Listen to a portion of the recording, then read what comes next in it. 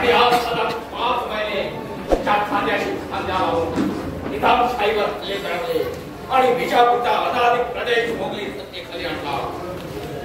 जातीवंत मराठा असून देखील मराठी मुलकात लढायची थांबधूम होत आपल्या हरिपदाच्या मानात आपल्या मराठीच्या माय माऊलींच्या वैदवानं पांढरी फटफटी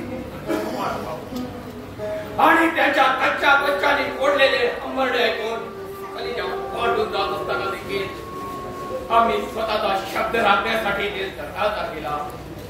मराठ्याचे कोट किल्ले काबीज करून त्यावर आदिशाही चांदतारा पडकवण्यात आला. आता तुम्ही आदिशाही राजकारण आमच्या बळी करण्यासाठी दोस्तीचे बंडा फिरवून आमचा विश्वासघात करीत आहात. आपण मुखाचा मात्याचा अंधार करून घेतला. मी जातीबद्ध रचिताचा बच्चा शब्दासाठी छान कुर्बान करेन, पण तुमचा विश्वासघात होऊ देणार नाही. साहेब माझ्यावर विश्वास ठेवा. सारे दख्खन देशाची सुभेदारीची सलग तुमच्या नावाने करून दाखवतो. मग तर चालणार राजाजी. दख्खनच्या सुभेदारीची तुमची स्वप्न अगदी व्यर्थ आहेत. दख्खनची सुभेदारी मला देण्याची ताकद तुमच्या किंवा तुमच्या त्या माणसाच्या बंधनात आज नाही. मराठ्याचा राजा शिवाजी जिवंत असेपर्यंत तुमचा तो बादशाह काय, पण त्या बादशाचा बादशाह त्याचा तो अल्लाह सुद्धा स्वर्गातून खाली उतरला तरी त्याला सुद्धा ही गोष्ट शक्य होणार नाही. हे किंवा प्रत्यक्ष शिवाजीच्या हितपत व्हायला असताना आणि तुमच्यासारखे वीर शिवाजीचे उजवे हात ते आपल्या पक्षाला असताना सरनबाद साहेब ऑलिम्पिक तुमचा ओळखीचा नसून मीच त्याला जास्त ओळखतो. प्रत्यक्ष बापाला ज्याला काय थांबून टाकलं, बाबाचा दग्यानं खून केला, तिथं भर कल्पना शिवाजी सारखा दुश्मन शहंशहाचा अपमान करून महाराष्ट्रात सही सलामत परत येईल म्हणतात. अर्थात परत येईल. आणि शिवाजी जरी दिल्लीच्या तुरुंगात गेला तरी महाराष्ट्राची पुण्याची सभा आहे.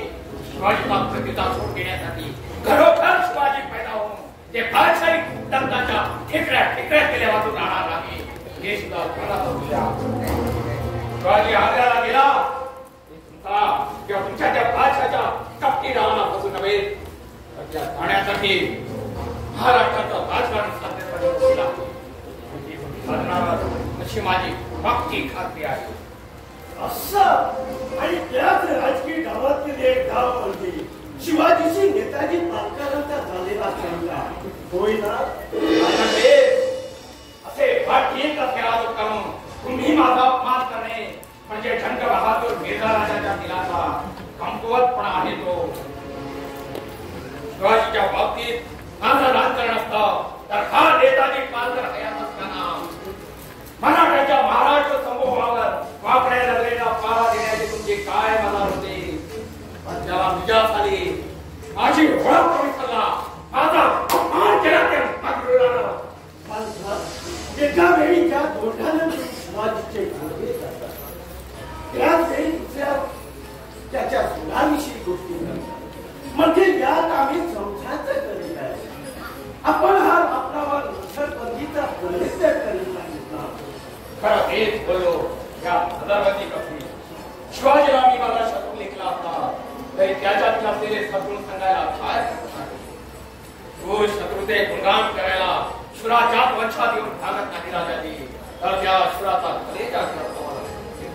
वा नेताजीला दोस्त वा दुश्मन असावा करतो तुमच्यासाठी. खरंच आम्ही आमचे भाग्य समजतो की तुमच्यासाठी निष्कृत दोस्त आम्हाला लाभली. होय ना.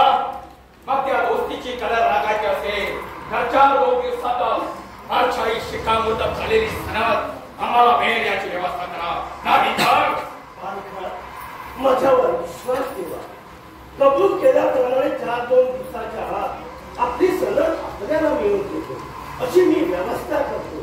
पण आपणही आपल्या वचनाला लागून काहीतरी कब्जा लढविण्याची तरकीब लढवा. येतो मी सैनिक.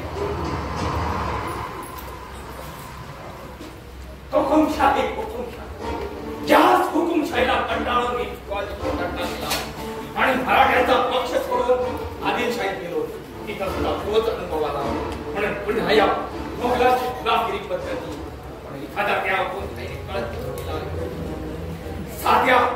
साध्या मोगल शिपायापासून मिर्झा राजासारखे अवघा दर्जाचे सरदार सारे यांच्या या हुकुमशाहीला पटकन वाटतं या नादान लोकांकडून थोडे घेण्यापेक्षा कडक जाऊन शिवाजींना सलोख्याला मानाचा मुजरा करावा. त्यातरी मानाला जाता येईल सत्यावरून रामगोर गोसावल्या तुमच्याकडे संगमर साहेबांकडे जा आणि मग तुला काय सांगायचं असेल ते सांग. राजेराव काय गडबड आहे आणि हे रामदास कोण आहे? संगमर साहेब साधूच्या वेशात हा कुणीतरी शिवाजीचा आहे. आपल्या शावणीत शिरण्याचा प्रयत्न करीत असताना मी त्याला कैद केलं. असं अरे कोण आहेस तू? महाराज मी एक गरीब साधू आहे. हे थांब विचारलेल्या प्रश्नाचे घेत होता ते थांब कशाला आवाज होता तर विचारलेल्या सवालाला सीधा जवाब दे नाहीतर जीवाला मुकशील. मला नक्की ठाऊक आहे तू गोसावडा नसून गोसावड्याच्या वेशात एक शिवाजीचा हेर आहे. नाही नाही महाराज मी खरोखरच हेर नाही. मग कोण आहेस तू? नाव काय तुझं? देशाचा हित साधणारा साधू एक जातिवंत मराठा. राम राम तू तेवढा मराठा आणि आम्ही काय भोगाल मुसलमान आहोत. छे छे असं कसं म्हणता? तुम्ही सुद्धा मराठे. आमच्यासारख्या साधूंना आपल्याच बाई बंधांना गुलामगिरीत जोडणारे स्वाभिमानशील मराठी राहतात. खामोश अब्रुल अवलाद आधान ठेवल्या ना समोर काय बोलतो याची शुद्ध आहे का तुला? नेताजी पालकरांसारख्याच वचन खात्यांना महाराष्ट्रातील कुठला मराठा ओळखत नाही. ज्यांची बहीण मुसलमानांची राख झाली त्यांनी अनाशमनावरून शिवाजीसारख्या मित्राचा विश्वासघात केला. प्रत्यक्ष भक्तीची सुद्धा त्यांना ओळख सोडली. अशा नावांत मराठ्याची ओळख राम कोण? कोण आहे तू? काय का ठेवा झाली तुला? मग मी भडकवते काय? तुम्ही भाई बंधांच्याच माना मोडाव्यात. गोसावड्या उगाच मरणाला आव्हान का करतोस? सांग कशाला आला होतास इथं? कसलं राजकारण ठेवायला आला होतास? सांग कुणी पाठवलं तुला? नाहीतर जीवाला मुकशील.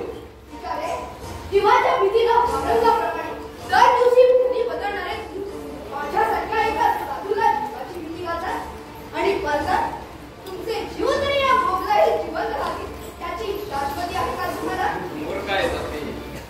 अरे या मोगलाच्या कृपेने आज मला आणखी सदा मोर बक्षीस मिळून हा तुम्ही पंचवताली सदा आणि मोठा भागीदार झालो आहे. आणि उद्या तुला मी दाखलता सुभेदार दिला दिला सुभेदारच का? अहो छत्रपती सुद्धा हळवळ बंद कर. आता दोघ्या कमेंटखोर पालकर तुम्ही अजून नशेत आहात.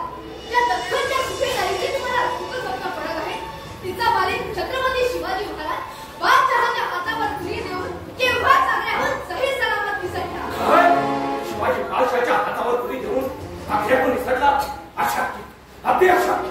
अशक्य आणि शिवाजीच्या पलायनाचा सूड म्हणून त्याच्या अंगीस ठेवण्यासाठी नेताजी पालकरांना त्यांचा सुद्धा कोंडाजी यासह कैद करून आग्र्याला आणण्याचे बादशहाचे काज हुकूम सुटले आहेत. तेही अशक्य.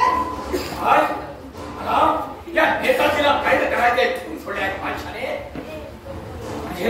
म्हणजे मिर्झा राजाने आजवर दिलेली वचना निवळ खप्पाच होत्या. मिर्झा राजा असे विश्वासघात कधी करणार नाही.